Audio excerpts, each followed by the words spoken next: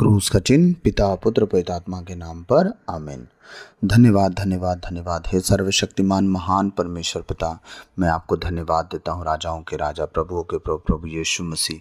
पिछली रात के लिए, आज के पूरे दिन के लिए, इस शाम रात के लिए पिता हम धन्यवाद देते हैं कि आने वाले हर एक पल को और बीते हुए हर एक पल को आपने जो संभाला और आगे भी संभालते जाएंगे। प्रभु हम धन्यवाद देते हैं कि आपने अब तक हमें संभाला, बचाया, जीवित, सुरक्षित और अचानक मरी मृत्यु से बचाया, उसके लिए धन्यवाद। जितने आज आपके बेटे बेटियां ऑनलाइन सुन रहे हैं और सुनने वाले हैं, प्रभु उन सब के जीवन को बहुत आज से ब्लेस और आशीषों से भर देना पिता। कभी किसी बात की उन्हें कभी कमी घटी ना आने पाए, उनकी हर एक ज़रूरतों को पूरा करना, उनके जीवन के लिए, उनकी नौकरी के लिए, उनके कमाई के ज़रिए के लिए, उनकी आमदनी के लिए, प्रभु उनके बीमारियों के लिए मैं प्रार्थना करता हूँ। क्योंकि प्रभु एक बात तय है, अगर इंसान अपनी विपत्तियों में फंसा रहेगा तो आपको याद नहीं कर पाएगा, वो हमेशा अपनी विपत्तियों को याद करेगा पिता। क्योंकि मानव स्वभाव ऐसा है, वो कितना भी दुआ प्रार्थना करने वाला क्यों ना हो, हे प्रभु जब भी वो प्रार्थना में बैठेगा उसको वही चिंता सताएगी। पिता मैं प्रार्थना करता हूँ, आपके बेटे बेटियों के जीवन के सारे चिंताओं से उन्हें मुक्त कीजिए, ताकि वो पूरी चिंता प्रभु आप पर डाल के आप उनके जीवन की हर एक परिस्थिति को बदलें, ताकि वो आपके करीब रह सकें। विशेषकर वो लोग जितने आज वचन सुने और आने वाले समय में वचन को सुने, प्रभु उनके लिए मैं प्रार्थना करता हूँ। पिता मैं प्रार्थना करता हूँ, मेरे मुख पर पहरा बिठाइए, मेरे होठों के द्वार की रखवाली कीजिए। मैं प्रार्थना करता हूँ, मेरी ज़बान को, मेरे होठों को, मेरे गले को मसा कीजिए, अभिषेक कीजिए, ताकि आज बोलने वाला मैं नहीं वरन आप स्वयं मुझ में होकर प्रभु आप अपने वचनों के द्वारा बातचीत करें, ताकि आज हमारे वचन का नया प्रकाशन, नया भेद हम पर प्रकट हो और इस वचन के अनुसार हम जीने वाले, चलने उठने बैठने वाले हो सके, इस योग बनाइए। आपके बेटे बेटियों के जीवन में बहुतायत से वचन काम करने वाला हो और आने वाले समय में प्रभु ये वचन बहुतायत से इन सब के जीवन में काम करे। सारी बातों को आपके चरणों में रखते हुए प्रार्थना विनती यीशु के नाम पर वक्त आपसे मांगता हूँ, सुनिए और दया से ग्रहण कीजिए, आमीन। तो हमने मत्ती अध्याय 10, सबको जय यीशु, और मैं आशा करता हूँ आप सब ठीक होंगे और मैं वचन की ओर जाना चाहूँगा। संत मत्ती अध्याय हम 10 देख रहे हैं। तो हमने देखा पिछले दिनों में जो वचन, अब आगे हम वहाँ से बढ़ेंगे। हम 20 तक देखे थे, 10 अध्याय का 20 वचन तक, और हम देखेंगे 21 से 25। तो हम क्या देखने जा रहे हैं, पहले मैं 20वां वचन पढ़ के आगे बढ़ूंगा। क्योंकि बोलने वाले तुम नहीं हो, बल्कि पिता का आत्मा है जो तुम्हारे द्वारा बोलता है। कब? जब आप सुसमाचार सुनाने जाएंगे। अभी प्रभु यीशु मसीह अपने चेलों से बात कर रहे हैं, और मैं भी उन लोगों से बात कर रहा हूँ जो अपने प्रभु का सेवा करना चाहते हैं, सेवकाई करना चाहते हैं, प्रभु का काम करना चाहते हैं, प्रभु का वचन बांटना चाहते हैं। हम हमारे सिस्टरों के लिए, हमारे फादर, हमारे ब्रदर लोग के लिए, जो आज नए तैयार होने वाले भाई लोग हैं, ले पर्सन हैं, उन सब के लिए मैं बात कर रहा हूँ। ये प्रभु यीशु मसीह क्या कर रहे हैं, अपने शिष्यों को, अपने चेलों को ये शिक्षा दे रहे हैं। वही शिक्षा आज मैं आप लोगों को एक्सप्लेन कर रहा हूँ कि आप लोग को किस तरह प्रभु के पीछे, उसके वचन के पीछे चलना होगा, काम करना होगा, आने वाली परिस्थिति क्या होगी, मौसम कैसे बदलेंगे जीवन के, ये बातें हो रही हैं। तो मैं ये थोड़ी बोल रहा हूँ कि जो सुन रहे हैं उनके लिए नहीं है, आपके लिए इसलिए है कि आप जो वचन सुनाने आते हैं आप उनके सपोर्टर बनो। ठीक है, यीशु मसीह को बहुत बार लोग मारना चाहते थे, लेकिन चेले जो यीशु मसीह के साथ रहते थे और जो कलीसिया उनकी सुनती थी, उन्हें वो पकड़ के बाहर ले जाते थे ताकि लोग मार ना पाएं। तो आप लोग जो सुनने वाले हैं, जो प्रभु का सेवा नहीं कर सकते, जो वचन नहीं बांट सकते, जिनकी बुलाहट, कॉलिंग नहीं है, वो क्या करेंगे? प्रभु के लोगों को सेफ रखने के लिए अपने आप को मजबूत करेंगे। और जिनकी कॉलिंग है प्रभु के वचन को बांटने की, वो इन वचनों पर बड़ी गौर करे। ठीक है, तो आज का वचन क्या है? 21 से वचन पढ़ूंगा मैं। 10 अध्याय, मत्ती 10 अध्याय 10 पर संख्या 21 से लेके मैं पढ़ूंगा। 16 पेज पे मिलेगा आपको नया विधान में। भाई अपने भाई को मृत्यु के हवाले कर देगा और पिता अपने पुत्र को, संतान अपने माता पिता के विरुद्ध उठ खड़ी होगी और उन्हें मरवा डालेगी। मेरे नाम के कारण सब लोग तुमसे बैर करेंगे, किंतु जो अंत तक धीर बना रहेगा उसे मुक्ति मिलेगी। आमीन। यदि वे तुम्हें एक नगर से निकाल देते हैं तो दूसरे नगर भाग जाओ। मैं तुमसे यह कहता हूँ, तुम इज़राइल के नगरों का चक्कर पूरा भी नहीं कर पाओगे कि मानव पुत्र आ जाएगा। न शिष्य गुरु से बड़ा हो सकता है और न सेवक अपने स्वामी से। शिष्य के लिए अपने गुरु जैसा और सेवक के लिए अपने स्वामी जैसा बन जाना ही बहुत है। यदि लोगों ने घर के स्वामी को बेलजबूल कहा है तो वे उसके घर वालों को क्या नहीं कहेंगे। हालेलुया। आइए हम प्रभु के वचन में जाएंगे। इस वचन को हम ध्यान से सुनेंगे, ठीक है। आप सब कौन हो? मान लो आप प्रभु के सेवक हो, आप वचन सुनाते हो अपने पड़ोसियों को, अड़ोसियों को, चर्च के लोगों को आप उत्साहित करते हो। आइए हम प्रार्थना में चलेंगे, संगति में करेंगे, चलेंगे, हमें वहाँ प्रभु आशीष देंगे। हम प्रार्थना करेंगे, आत्मा में प्रार्थना करेंगे। लोग आत्मा में प्रार्थना करना जानते कहाँ हैं? क्योंकि वो तो बस देखते रहेंगे एक दूसरे को। वहाँ आप प्रार्थना नहीं कर रहे हैं, आप लोगों को जज करने गए हैं कौन क्या कर रहा है। आप अपने लिए अगर गए हैं तो अपनी आंखें बंद रखें, अपने उस खुदा को खोजें जिसे आप देख नहीं सकते। जब देख नहीं सकते तो ब्रदर कैसे खोजें? यही तो मेन बात है। जिसे आप देख नहीं सकते उसे ढूंढ रहे हैं। अब देखिए वचन क्या कह रहा है, भाई अपने भाई को मृत्यु के हवाले कर देगा और पिता अपने पुत्र को। संतान अपने माता पिता के विरुद्ध उठ खड़ी होगी और उन्हें मरवा डालेगी। एक बात याद रखिएगा, आज आप सेवा करने वाले हैं और आप ही के साथ कुछ लोग भी हैं जो प्रभु के होने के बाद भी वो शैतान के हाथ में है। जैसा कि मैंने कल बताया, भेड़ के भेष में भेड़िए, हाँ, वो शैतान के हाथ में। आपका सगा भाई, आपकी सगी बहन प्रभु में, प्रभु के तो कहलाते हैं कि हम ईसाई हैं, ठीक है, लेकिन वो प्रभु के साथ नहीं जीते, वो भोग विलास में, संसार में जीते हैं। तो आप जब आत्मा की बात करेंगे तो शरीर पे वो ख़त्म करेंगे। प्रभु ने कहा है ना एक जगह, कितना अच्छा था, तुमने शुरुआत तो आत्मा से की लेकिन ख़त्म शरीर पे कर रहे हो। प्रभु का कहना है तुम शरीर पे शुरू भले करते हो लेकिन ख़त्म आत्मा पे करना, ताकि अनंत जीवन तुम्हें मिले। हाँ, अब देखिए क्या करें प्रभु कि यहाँ भाई भाई के विरुद्ध में खड़ा हो जाएगा। क्या करने के लिए? ताकि वो उसको मरवा डाले, जेल भिजवा दे, उसकी शिकायत कर दे, लड़ाई झगड़ा करवा दे, कलीसिया बंद करवा दे। हाँ, बड़ा धर्मी है, पता है, बड़ा वचन बांट के आ रहा है। आपके घर के अपने लोग आपसे ताना मारेंगे। हाँ, बड़े प्रार्थना करने वाले हो, पता है मुझे। हाँ, ये ताना मारा जाता है किस लिए? ताकि आप अपने परमेश्वर के उस कार्य को छोड़ के मरने के लिए शैतान के हाथ में सौंप दिए जाएं। आप डिप्रेस हो जाएं, आप होपलेस हो जाएं, अपने आप को पूरी तरह से निगलेक्ट कर दें और शैतान के वश में होकर जीवन की चिंताओं में लग जाएं और एक दिन नरक की आग आपको मिले और सब कुछ खत्म। भाई अपने भाई को मृत्यु के हवाले कर देगा। कैसे मृत्यु के हवाले कर रहा है ये? हाँ, आपको जान से मार रहा है या किसी जल्लाद के हाथ में दे रहा है कि ले फांसी दे दे? नहीं, जो स्वर्ग राज का रास्ता आपने चुना था वचन को बांट बांट के पाने से, आपने उस रास्ते को छोड़ के, उस रास्ते पर से हट के अपने आप को संसार में लिप्त कर दिया। होपलेस होके, डिप्रेस्ड होके आप क्या कर गए मालूम है? आप अपने परमेश्वर के राज को छोड़ के जो अनंत जीवन मिलने वाला था, आप मृत्यु को हंस के गले से लगा लिए। क्या मिला आपको? कुछ नहीं। क्या प्राप्त हुआ? कुछ नहीं। क्या आपने किया? कुछ नहीं। सब गवा दिया आपने, सब कुछ खत्म कर दिया आपने, बस एक कारण से। क्या? भाई के कारण से, जो प्रभु में नहीं है। उसकी बात आप सुन रहे हैं, उसके सताने से आप सताए जा रहे हैं। आप कहाँ आत्मा में हैं? आपके पीछे लोग भौंकते रहें, एकदम भौंकते रहें। आप हाथी की तरह चलते रहो, अपना रास्ता मत बदलो। परमेश्वर है वो आपके जीवन को उठा ले जाएगा।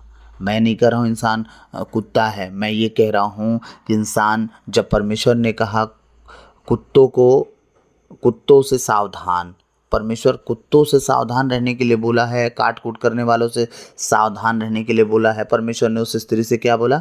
बच्चों की रोटी कुत्तों के सामने नहीं दी जाती। तो परमेश्वर ने ये बातें बोल के साबित भी किया है कि ऐसा जीवन मत जियो भाई। हाँ, जो उल्टी कर करके फिर उसके पास जाते हो तुम उसे खाने के लिए, मत करो ऐसा। हाँ, इस वचन के ऊपर जब मैं पहुंचूंगा तो आपको बताऊंगा कि इसका अर्थ क्या है। नहलाई सूरी फिर कीचड़ में लोटे, हाँ, ये सारी बातें मैं समझाऊंगा। लेकिन अभी का वचन ये है कि जो भाई अपने भाई की तरक्की को, जो प्रभु के वचन के ज्ञान को, जो उसकी हर एक बात को, जो उसके वचन की गहराई और नम्रता को सह नहीं पा रहा है, वो विरोध में आके खड़ा हो रहा है।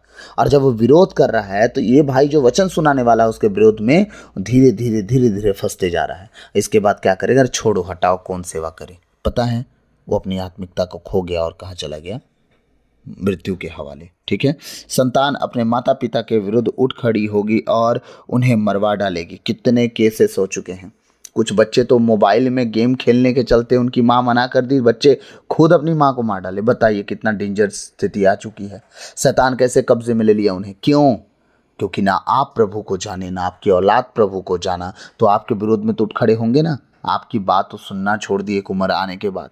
12-15 के साल में उम्र बच्चे अपने माँ बाप के अधीन रहते हैं। आज बच्चे हाथ से निकल चुके हैं, सिगरेट फूंक रहे हैं, हाँ, दारू फूंक रहे हैं, गांजा फूंक रहे हैं। क्या कर रहे हैं लोग? क्यों? क्योंकि आपने जो तालीम परमेश्वर से पाके अपने बच्चों को सिखानी थी, आपने कभी सीखा ही नहीं, तो उन्हें क्या सिखाएंगे। इसलिए बच्चे आपके विरुद्ध हो चुके हैं। क्यों? क्योंकि चौथी आज्ञा है माता पिता के अधीन रहना। लेकिन माता पिता क्या परमेश्वर का भय मानते हैं?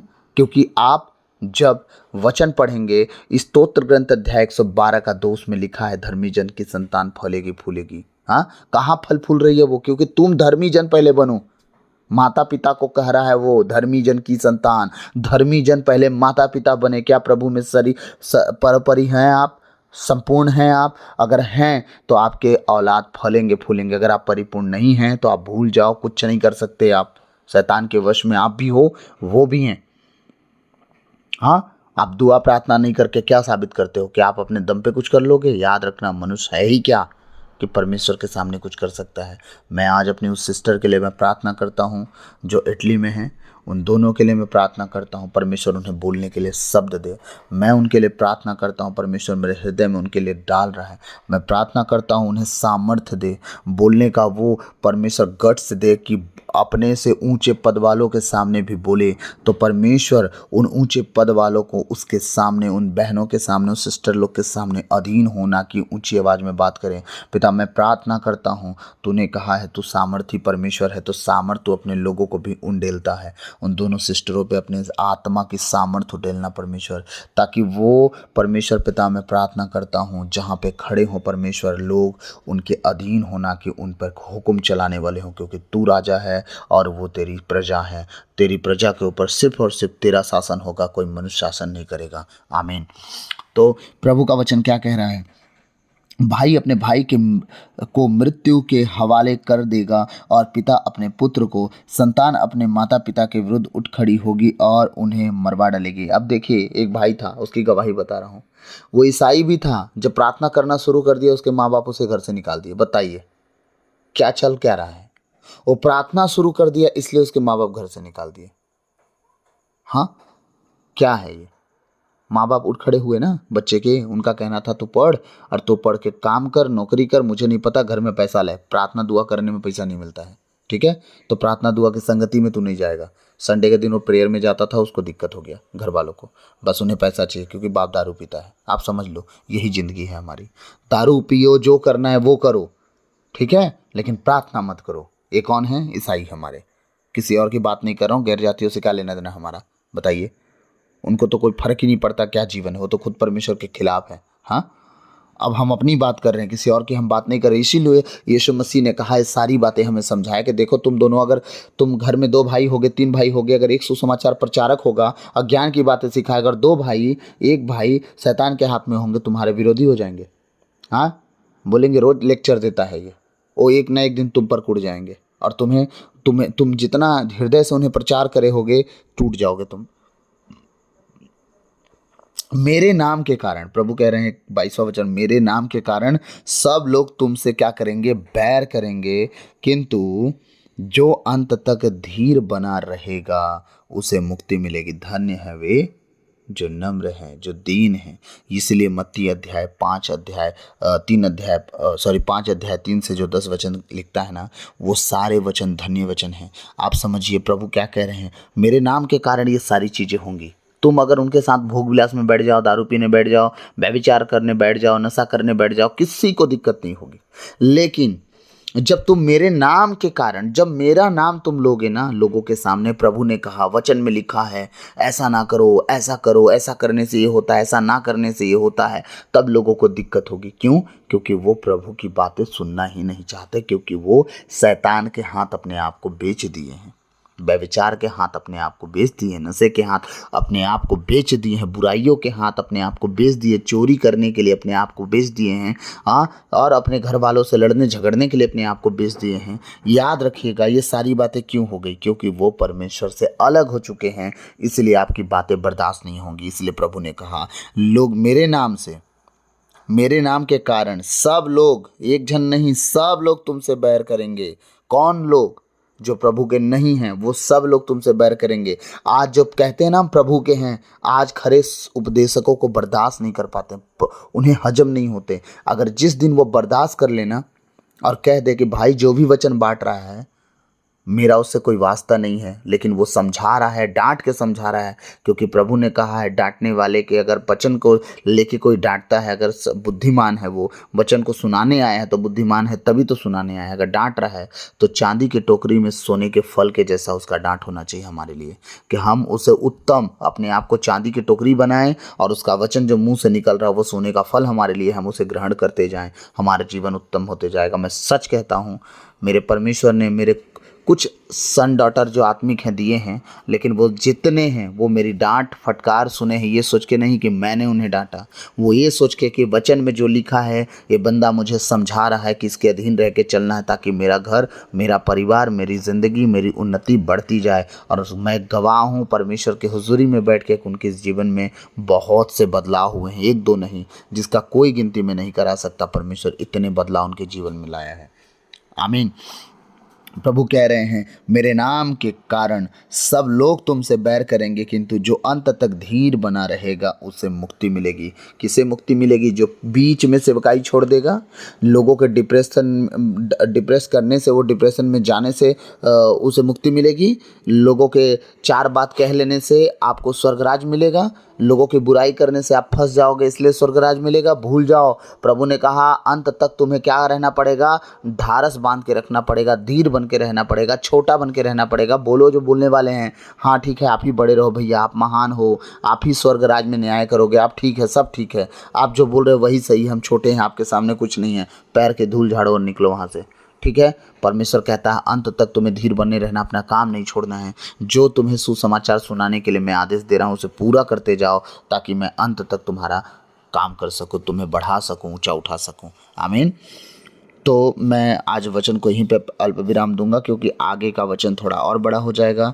तो प्रभु आज इस वचन के द्वारा हम सबको बहुतायत से आशीष दे।